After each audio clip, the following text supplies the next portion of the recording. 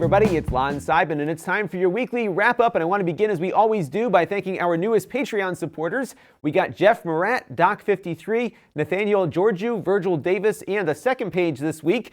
We've got Jason Hunt, who came back to the Patreon, Frank Alonzo, Mike Statham, and William Della Vecchia. I want to thank all of you who have contributed on a regular basis this week, as well as everyone who contributes on a regular basis, and all of those of you who watch on a regular basis, too, because, again, all of those things contribute to channel growth, and we're having quite a bit of it. So I am back from CES, and that constituted all of last week's content. I've got one more video to come with the folks from Silicon Dust, the makers of the HD Home Run, who sponsored our visit out to CES, so that will be coming up tomorrow.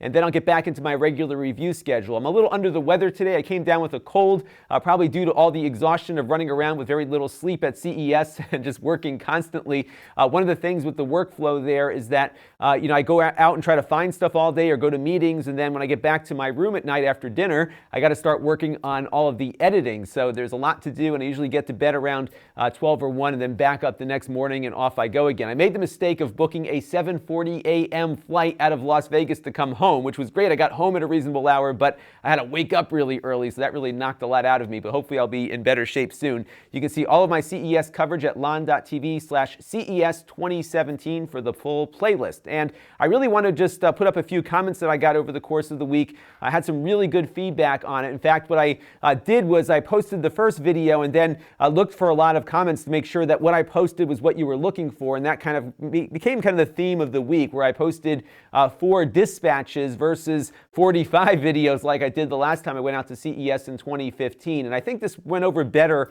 with all of you subscribers because they were more digestible, I think, as longer videos so you could skip through versus having to wade through a bunch of stuff that may or may not have interested you. And I did a little analysis of where the traffic was at between this year and last year. So last year we did 43 videos. As you can see on the left, I had about 33,000 views and about 80,000 minutes of watch time. This year, with only 4 videos, we had 190,000 minutes of watch time and 24,000 views. So a little less views, but a lot more watch time, and that's what counts, is how long people watch for. So I think this was on the right track, and I think this will be what I do if I go back next year once I rest up as to how I'll cover it, because I think it works better with subscribers, and there is so much coverage of CES on YouTube that it's hard for a smaller channel like me to break through. So I think I'm really going to focus on bringing you subscribers what you want to see, and then hopefully that will attract other viewers as well. But again, I'm very pleased with the results we got on the analytics here. And now it's time for some Q&A, and I got a bunch of questions from people like Ken Markert here, who's wondering what technology did I use to cover the show. So I'm going to give you a big overview of all the stuff that I put in this backpack, which accompanied me to CES. Now, there's a lot of stuff in here, which I will go over individually. This part's going to take a little while, but I thought a lot of you would find it interesting. And I've got notes here because I have so much stuff that fit in this bag. So we'll start with the bag. This is a Tamrac 3370 Aero 70. I think my wife got this for me a couple of years ago, and it's really held up quite well. And this really holds a lot of weight, too, because this is something that I've taken to just about every major event, including space shuttle launches, conventions, everything else that I go to. If I've got a remote shoot to do, I use this bag. It's not the best layout, but it seems to work for what I have, at least what I have to take with me to these different events and everything. So my microphone just came out there, but you can see you can adjust the internal layout here for your particular camera needs. There's also a big pocket on the top here with some other little zippered up pockets inside. So the problem is that you can get all your gear down here, then you just have a big pocket up here with a bunch of junk you throw in. So not a lot of good organization on top, but it fits everything, and it has a sleeve here for a laptop as well. What I do recommend with it, though, is that because you may have a lot of weight in the bag, is to put it upside down when you are putting it down, or stand it up. And the reason is that a lot of times weight on your laptop can put pressure points on the screen. So you definitely want to be careful about how you transport your stuff, especially if you have a laptop in a bag with a lot of other heavy things on it. So let's go over to the cameras now. I've got 2 different cameras that I use, although this is the one I use primarily. This is a Sony PXW70, and when I bought this a couple of years ago, maybe about a year ago now, it was a 1080p camera, but they came up with a 4K upgrade for it. It was a software update that they charged for, and then they gave me a bit of a rebate for it because I had the original version of the camera. So this is not inexpensive. It's about $2,000 as you see it. But the reason why I got this camera is because of its audio inputs on here. So you have two XLR audio inputs, and this is important for using handheld microphones or lavalier microphones like we'll see in some of the interviews that I did, because you want to be able to talk to somebody, and maybe you want to use two different microphones, and that is why having two inputs is very important, especially if you can't lug around a mixing board with you, which I certainly couldn't. This part actually screws onto the camera itself, so you can decide whether or not you want to use it. There are internal mics on the camera portion of it to do that. And then they have some mixing controls here underneath this little plastic panel here. It's nice they have the ability to cover those things up so you don't actually accidentally hit things while you're in the course of doing recording. So not an inexpensive camera, but a really nice one, and I can decide whether to shoot at 1080 or at 4K because I did put that upgrade on it. If you want to get it with 4K now, it's about $2,200. Again, about $2,000 for 1080p. It goes up to 1080p 60 for that $2,000 price tag. It records onto SD cards, and it has two SD card slots, so you can have it record to both cards simultaneously as a backup, or you can have one roll over to the other when you run out of space on one of them. And what I really like about it is that the battery life on the camera is excellent. These little batteries, for us at least, lasted all day, which was great. Has great stabilization. The big issue I found with the Sony cameras is that they often don't focus very quickly when you're in autofocus mode, but there is a focus ring on here that Goldie, my helper out at CES, was using to focus in on things, and she found that to be a little more effective. And the big thing to note is that if you are shooting in 4K, the facial detection doesn't work. So I left this one at 1080p for the most part during the trip, just so that we could have the autofocus on for faces at least to keep it in focus while I was talking to folks. A really nice camera, definitely worth checking out if you are interested in a pro level camera. There's so many settings on here that I haven't even scratched the surface as to what you can do with it. I'm really quite nervous to do that actually, and that's partly why I haven't reviewed it, because this is definitely a camera that I just leave on auto most of the time. For what I do, it's fine, but there are so many professional level settings on it that are definitely worth taking a look at. So that's the main camera, and then I have a secondary camera here that I got in through the Amazon Vine program about a year ago. This one is the Sony AX33. It's a little handheld 4K camera. What's interesting is that it shoots at a higher bit rate in 4K than that pro level camera does. This one does 100 megabits per second. The pro level camera only does about 60 megabits per second at 4K, but really nice little camera. It's very effective when I do the multi-camera shoots. It only has a single memory card slot on here, but I wouldn't expect more from a consumer camera. But it does have a mic input, just an unbalanced regular little 1/8-inch jack mic input, but it does work with the microphones that I'm about to show you in a minute. What's really cool about this one though is that it has an optical stabilizer, so you can see that lens there just kind of floats inside of that housing. So it really is quite a stable camera, even if your shooter doesn't have very still hands. And what I do with the second camera, and you'll see this when we have the HD home run video up, is that we set up one camera on tripod and then have this one act as a floater so we can get in closer on some folks. And then in Final Cut Pro, I'll put a link down to some multi-camera editing examples that I have. I can do a live switch when I'm editing so that you can get varying camera angles. And what's cool about Final Cut Pro is that I can take the footage from this camera and from the other one, sync them together, and use the better, cleaner audio that I'm getting off of this camera that has the external mics plugged in, which is really, really helpful. So that is how we do the cameras there. Now for microphones, let me get my microphone out here. I use the Sennheiser AVX system, and this is something I reviewed earlier in the year. Oh, by the way, the Sony 4K consumer camera costs about $848 on Amazon right now. I've got a link down in the video description that has all of the information you need for finding these things and where to buy them.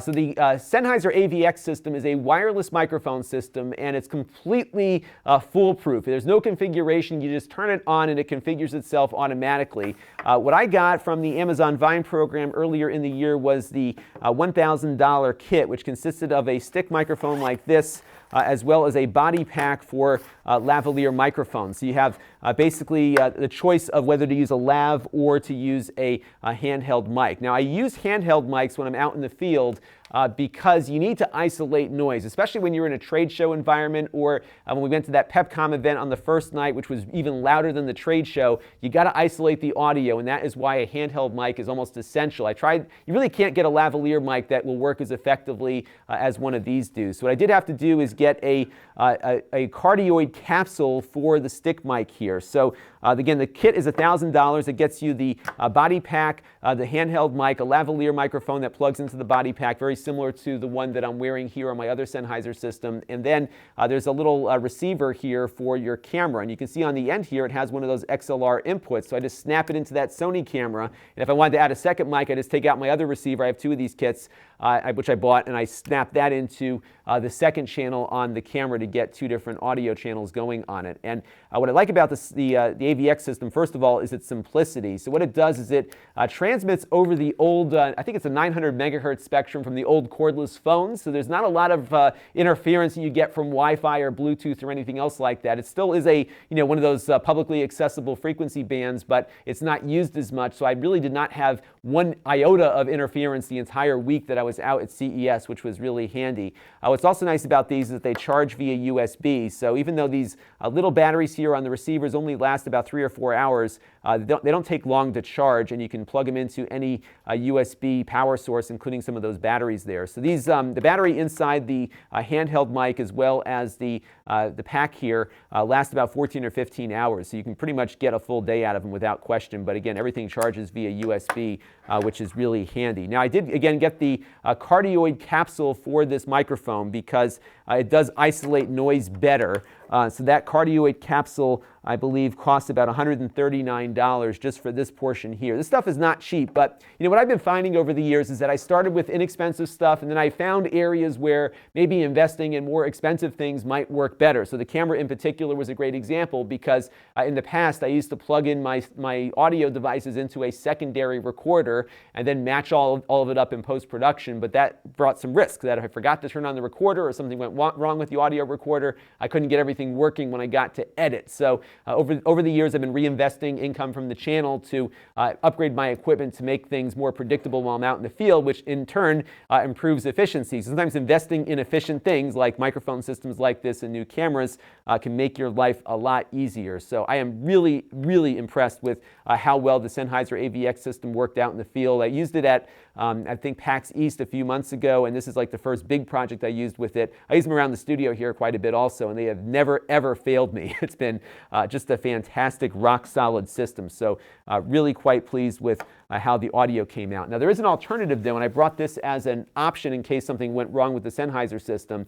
I really like these Shure SM58 microphones. These are not wireless. I'd have to wire this up directly to the camera, which would add some ugliness to the shot. But these microphones work very similarly to how the cardioid mic works on the Sennheiser here. And this will again isolate all the sound except for what's coming directly on top of the mic. So as you're talking into this, it just kind of erases all the other noise that it hears. It's really pretty amazing. I've got a video up on the Extras channel that I'll link down below in the video description that will give you an example of just how effective these cardioid mics are at removing all of the outside sound. And that is why we use these things and why we're going handheld at a lot of these events, because you really cannot get that level of noise isolation out of anything else. And a lot of you noted that in your comments by how good things sounded, and it's because we're using cardioid mics on a handheld device. All right, so let me clear off the desk a little bit here and show you some other stuff that we were using at the show. So I didn't do too much with the tripod. Goldie was really doing very well handheld with the camera while we were out, and that camera again really stabilizes quite well. But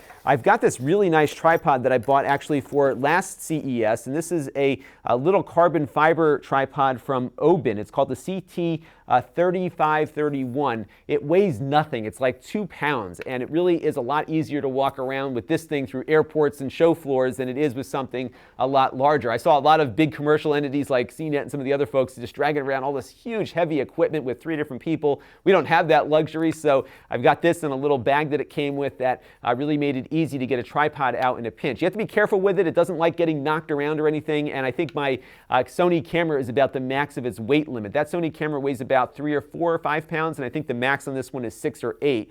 So it won't hold a very heavy camera, but it certainly does quite well with it. I paid only $170 for this one when it came out, or at least when I got it. It was on sale at B&H, but this one sells for about $270 right now. So it is a little pricey, but I got it for a much better price about 2 years ago. And you also need a light when you're out in the field because you never know what kind of light you're going to have or not have. And I found this one from Polaroid about 2 years ago. It's very fragile. It breaks every time you drop it, so you have to be really careful with it, but it's not all that expensive for what you get. So this is the a Polaroid on-camera light. It costs about $109. It has 300 or so LEDs on the front, and what's nice about it is that you can adjust the color temperature depending on the environment that you're in with this switch here, and then you can also change the brightness here with this one, and it runs on a standard Sony camcorder battery, which are really cheap these days. So this one really works great. The battery lasts forever on it because it's a decent sized battery, and this is an LED light. Really good choice, and it's been working quite well for me. Again, not the best product quality. If you drop it or its battery, you probably have to get another one, but it's held up, at least this one has, for the last year and a half or so without any issues whatsoever.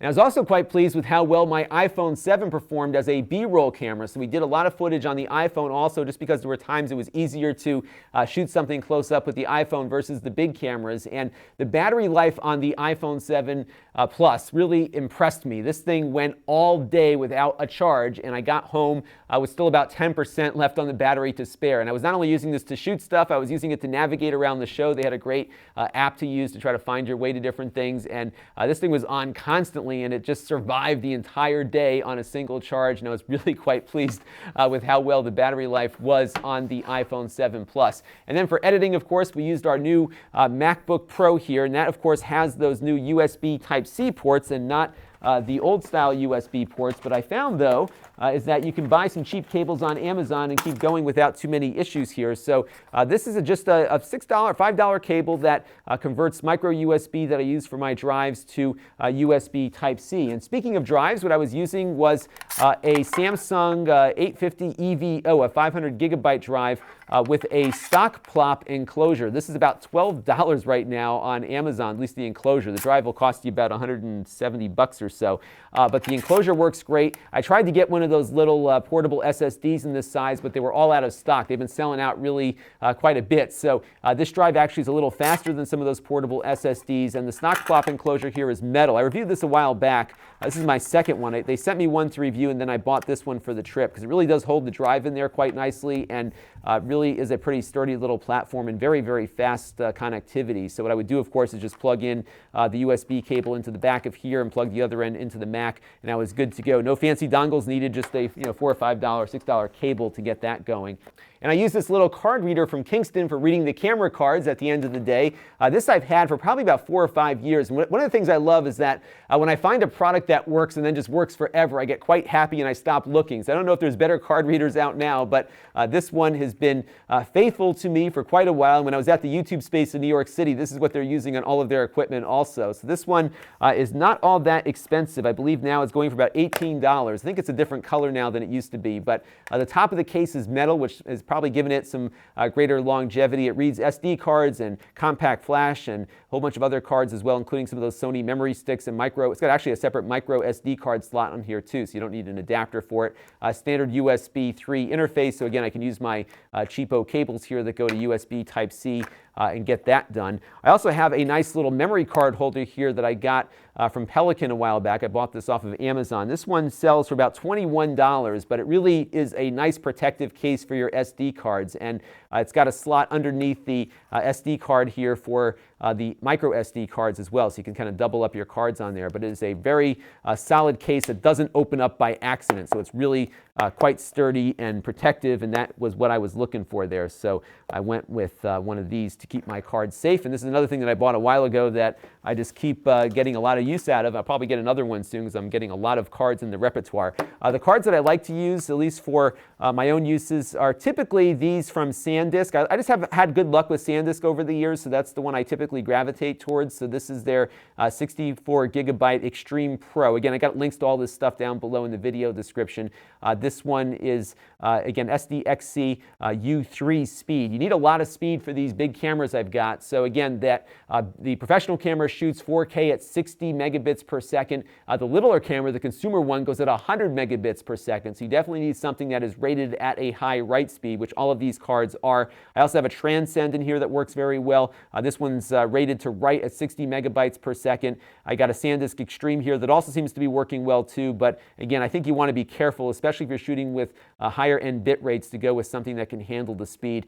This Sony card here also works pretty well for my purposes too. And then one thing that I did not have to use, which I was surprised I didn't have to use, was this big battery from Anker. This is a 20,100 milliamp hour battery that sells for about $39. I reviewed it a couple of months ago. This thing I rarely use these days because all my stuff seems to have pretty good battery life, but this could charge my phone as well as the microphone batteries if I got into a bind, and could actually do the MacBook as well, just very, very slowly because it only outputs at 2 amps. But you get 2 amps of power maximum out of both of these ports on here, which is really useful, and it's not all that bulky either. It's not that heavy too, so it's really a decent way just to have some emergency power in your bag if you need it. I was anticipating having to use this with the AVX receivers on the camera, but they held up the whole time. What's cool about the AVX receivers is that when they're plugged into one of those XLR inputs, it looks for the phantom power coming over the line, and if you turn the camera off, these turn themselves off automatically, so we didn't have to keep remembering to turn them off, and that really helped preserve battery life throughout the course of the day as well. By the way, these AVX receivers also work with the consumer camera with an adapter, but again, I like the quality of the audio better on the balanced inputs I get on that big Sony camera. So Ken, that is all the equipment that I used on the show floor, and again, it all fits into that backpack, which is really important because the more I have to lug around with me, the harder it is to get around. So what we ended up doing was getting the camera set up before we went in for the day, and whenever we found something of interest, Goldie just took the camera out, I got my microphone going, we did a quick little hit at the booth, did a little B-roll that I would edit in later, and kept rolling on. So that was the workflow we had, and it worked out really well, and I can tell you from the editing standpoint, things went pretty smoothly. It does take a while to get all that stuff compiled, and sometimes you have some variation in the audio depending on how far the microphone was from me or the person I was talking to. So those were the things that I had to tweak the most, but by and large, it was a very smooth experience out there, and we really got quite a bit done considering how daunting it is to cover a show of this scale, especially when you're looking for stuff, because it's easy to find things from companies that have all their big PR agencies helping to get the word out, but the smaller companies, which is what we were looking for, we had to seek out ourselves. So I think we found a lot of good stuff, but I will ask you in a few minutes what you found that I should be looking at. So be on the lookout for that request here in just a second. Matt Gorell here writes about the hands-free mic issue, and again, I covered that during the overview of the hardware, but it's really not feasible to use a hands-free mic in some of these really noisy environments. I do have a cardioid lavalier mic that I've used in the past before, but I was not able to get the level of isolation that you heard on those handheld mics. So you'll be seeing me using that Sennheiser handheld mic a lot more over the course of the year. But I do think it looks nicer than it did with the wired SM58 mic that I was using prior. So we're getting there, but I don't think it'll ever realistically get me in a noisy environment like that with a hands-free mic, but I'd love to hear some suggestions if you know of one. A related question here comes from Fawaz Bagshan, who asked a question that some other folks asked as well. So you know that at the show, Nvidia announced a new generation of their Shield device for your home theater, the Android TV device that we've covered quite a bit here on the channel. I'll put a full playlist down below for that as well. And the new Shield is a lot smaller in physical size, but it is the same exact hardware from a processor standpoint. So everything inside is the same. They did take the micro SD card slot out of the one that I looked at. I think the one that I was seeing at the show was just the standard base model, but you now get a remote control and a game controller packed in. I think there's going to be a Pro Edition as well. I don't know the specs on that yet, so I will find out and get all the information to you a little later in the month when they come out. I think they're coming out this month, maybe next month, but as soon as one comes available, we'll get it and I'll tell you the differences of them. But what was good to hear is that if you have a Shield TV now, you will get all of the features that the new one is bringing. So the Google AI Assistant will be available on the existing Shield devices, as well as the update to Nougat, which is Android 7. So I think everything you'll see on the new one, you can get on the old one. If you want the voice command, the Google Home functionality that's always listening, you'll have to buy a new controller, but the new controller works with the old hardware. So if you've got a Shield TV that you bought a year or two ago, it's still going to be kept current, even though there's a new piece of hardware out, because they're all running with the same same stuff under the hood.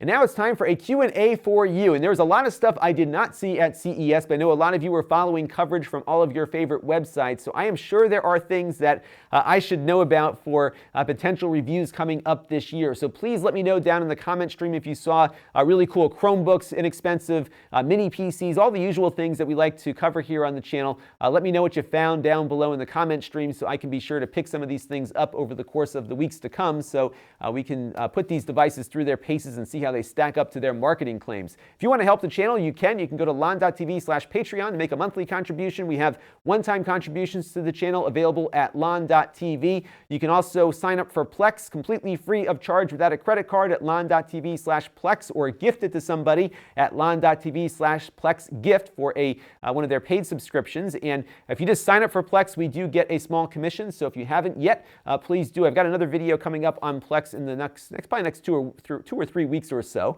If you want to engage with the channel, you can do that as well. We've got our extras channel where I post a whole bunch of stuff at Lon.TV/extras. It's so nice to have a place where I can just keep posting to whenever I have something of interest that won't clog up your subscription feed. So if you like what I do and want to see more raw stuff, you can go over to Lon.TV/extras for unboxings and other videos. Sometimes I do upload older content, but I'm pulling it out of a larger context. So, and a good example would be that microphone discussion I had about why I use a handheld mic. I have a really good example of what audio sounds like with that mic and without, so you can get a feel for how that sounds. Lon.TV/email is my email list, which I'm going to be getting back online in the next couple of days. Lon.TV/Facebook for the Facebook page. I post quite a bit on there, and then I will be stocking the store very soon with more stuff that I've reviewed on the channel and I'm now reselling at Lon.TV/store. So put that on your bookmarks there. And that's going to do it for this week's weekly wrap-up. I want to thank all of you for your support over the last week as I was slogging around CES. I really appreciated the feedback you gave me, because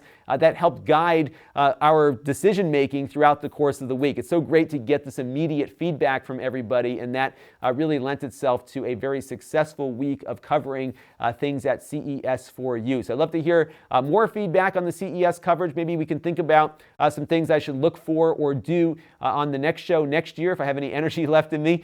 So please leave those comments down below as well. And I do read every one of them, even if I can't always reply to everyone. I am keeping track of those comments and really taking what you say to heart and working on producing better content for you. So that's going to do it for this week's weekly wrap-up. We've got the Silicon Dust interview up tomorrow, and then we'll get back to our regular review schedule after that. This is Lon Seidman. Thanks for watching. This channel is brought to you by my Patreon supporters. If you want to help the channel, you can by contributing as little as $1 a month.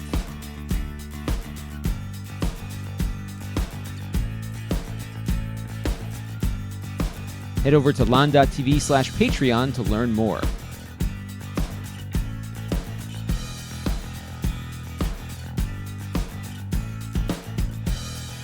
And don't forget to subscribe. Visit Lon.TV/S.